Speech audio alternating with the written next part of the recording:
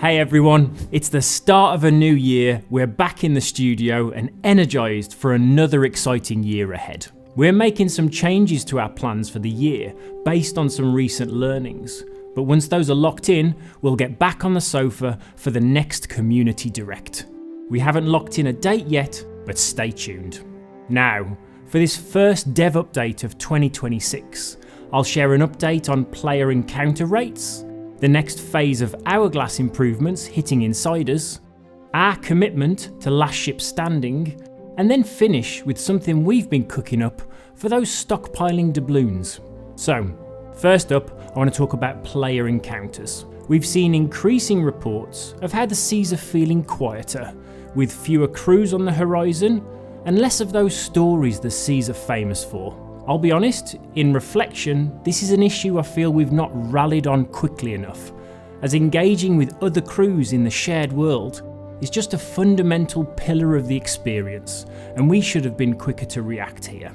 We've seen players theorising if diving could be the root of the issue, or even earlier with the addition of Hourglass. Lots of interesting speculation, but we needed to get to the bottom of it. Keeping servers busy across regions and time zones is pretty complex, and one that isn't strictly dependent on overall player counts. So the team have been digging into this in earnest to better understand what might be happening. The good news is that we think we've found the smoking gun that identifies the problem though, and it's a combination of issues in our server migration tech going on behind the scenes to keep servers full. We're now prioritising work to improve this across a number of fronts, and we'll share more once we have a clear plan in place. Right, moving on to Insiders news. Last month I shared an update on the shrinking battle arena changes coming to Hourglass. This month I wanted to share some details about what we're adding to help reduce the amount of cheaters you can find when diving into battle. While the original intent was for anyone to be able to jump straight into an Hourglass battle, we've seen cheaters utilise this route to find and disrupt players on demand. Hourglass is now going to be restricted to players who fully completed the maiden voyage, undertaken all trading company onboarding voyages, and then also reached a specific promotion level with the Reaper's Bones. And every member of the crew has to have met those requirements. We feel these thresholds add a meaningful time investment to cheaters trying to access the mode on new accounts, while still allowing players to access this experience with their friends after a reasonable time spent on the high seas. There's also a new player protection side to this, that while our intent was for this experience to be accessible from the get-go, we do see new players accidentally diving into Hourglass and not having the best experience, which this will safeguard them from.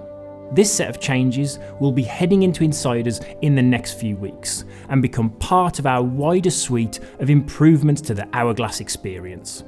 Now, sticking with Insiders, I wanted to address a key bit of feedback following our recent announcement of Champions of the Damned, a last ship standing experience set in the Sea of the Damned, coming as part of Season 19. We've seen a lot of excitement for this new edition, and rightfully so. We can't wait to expand the Hourglass with this brand new battle type. This will arrive as a time-limited experience, taking over one-on-one sloop battles during Season 19. And the reason for that is for us to gauge player counts and matchmaking times alongside the existing Hourglass experience. Our intent here though is for this battle type to be opened up regularly as part of a new live programme of events after the season, and that will bring it back on a monthly basis. We're going to learn a lot here during both the season and beyond, and our plans may change as a result, but we can't wait to see the carnage from these 6 crews fighting to the death. Finally, I wanted to share an update on something we've been cooking up to begin addressing the piles of doubloons filling your pirates' pockets. We're going to be completely reworking the doubloon currency.